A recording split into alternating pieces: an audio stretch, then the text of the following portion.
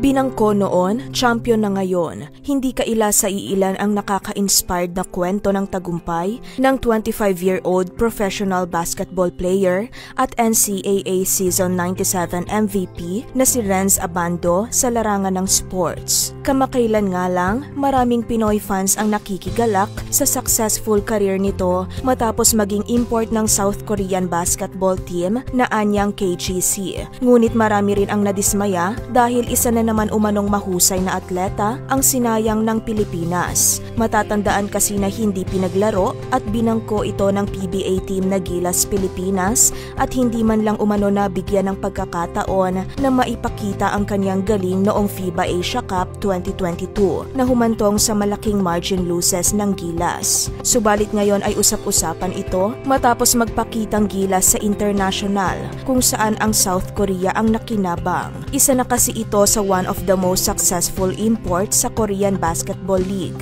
at patuloy na gumagawa ng ingay sa Korean basketball. Ayon nga sa trending post ng isang netizen, ito si Renz Abando, napaka-talented, high-skilled player. Mataas ang IQ at batang-bata pa, pero binangko ng Gilas. Hindi ginamit, sinayang ang potential. Fast forward, kinuha siyang import sa Korean Basketball League. Ginamit ng maayos at nagpakitang Gilas. Very reliable na Asian import.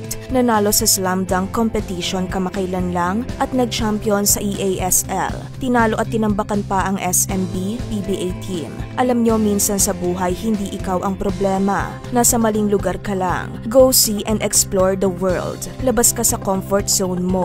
Pumunta ka kung saan ka maa-appreciate. Don't settle for less. Realize your dreams. Di ka man umasenso dito, baka nasa ibang bansa yung success mo. Di ka man pinahalagahan sa kung saan ka ngayon, baka sa ibang lugar o bansa, ikaw pa yung magiging pinakamagaling.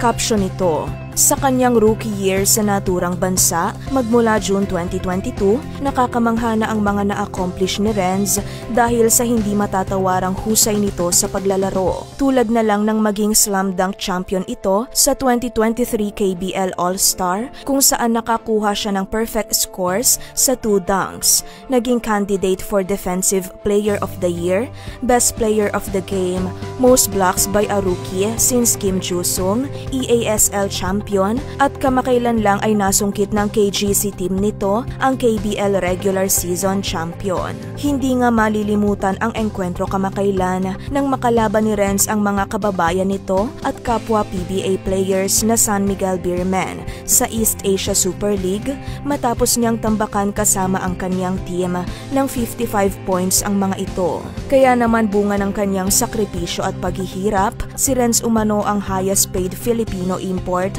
sa Korean League kung saan makatatanggap ito ng 237 million won o katumbas ng 9.75 million pesos sa first season magmula ng pumirma ng kontrata sa anyang KGC Ginseng Corporation base sa pag-uulat ng spin.ph. Naikumpara rin ang salary nito sa normal salary ng isang PBA rookies na nakatatanggap lamang ng 200,000 pesos at 400,000 pesos veteran max contract per month.